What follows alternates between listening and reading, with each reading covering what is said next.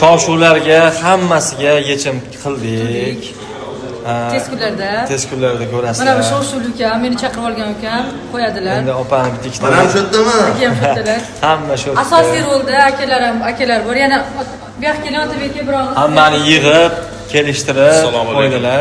Tez kunda ertaga yo indinga YouTube kanalida xudo xolasa opam hammasini ochiq oydin qildik. Kim bizni urushtirgan, kim nima qilgan, hammasini bildik, lekin muhimi biz bir-birimizdan xafa emasmiz. Xafa emasmiz umuman.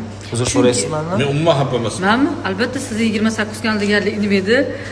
Kelmaganligingiz uchun haqoratlagan uzr so'rayman. Endi sizdan mendan uzr so'rayman. Mana uzr so'rayman opajonim.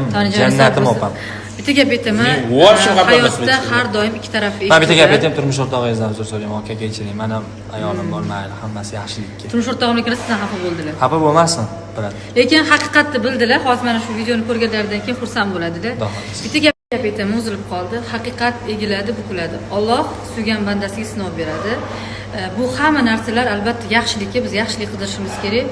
Biz hech kimga tuhmat qilganimiz yo'q, fitnalar qilganimiz yo'q.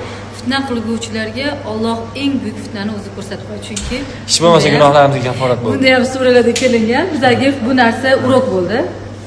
Agent Poirot. Mayli. Biz Poirotlar jamoasi tagiga yetdik. Santa Barbara tugadi. Bo'ldi, to'xtatinglar endi. Boshqa PR topinglar. Menga xayrli kech, avvalambor mendan xavotir olganlar. Allohga shukr yaxshiman. После operatsiya hozirgi holimda men yanada tezroq o'sishim kerak ekan.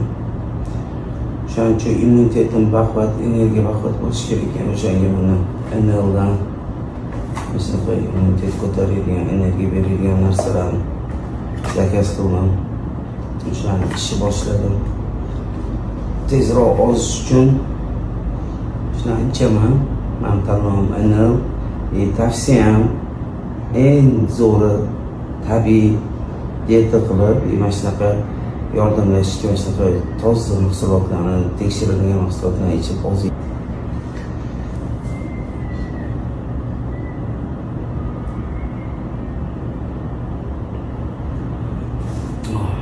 Banan